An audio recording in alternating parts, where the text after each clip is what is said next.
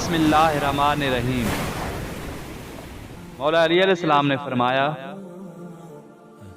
तेरा हक की जानिब लौट आना बातिल में तरक्की से बेहतर है। हया आंख नीचे रखने का नाम है और साफ सुथरा रहना ऐन दानाई है।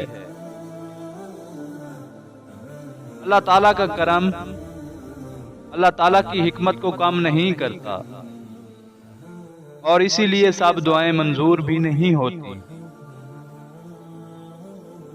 लोगों के साथ उसने सलूक से पेश आना अल्लाह ताला की रहमत को पाना है।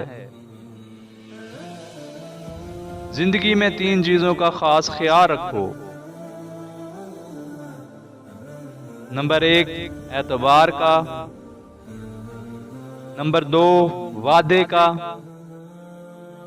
और नंबर 3 रिश्तों का।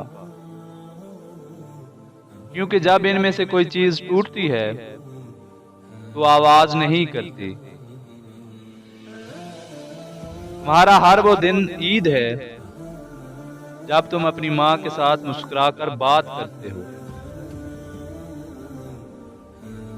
कामयाबी होशियारी से है और होशियारी तजर्बा से हासिल होती है। होशियारी इस चीज का नाम है जो इंसान अपने तजर्बे से महफूज रखता है। बुखल से दुनिया लाहक होती है और बखील आखिरत में जहन्नम का हकदार होता है।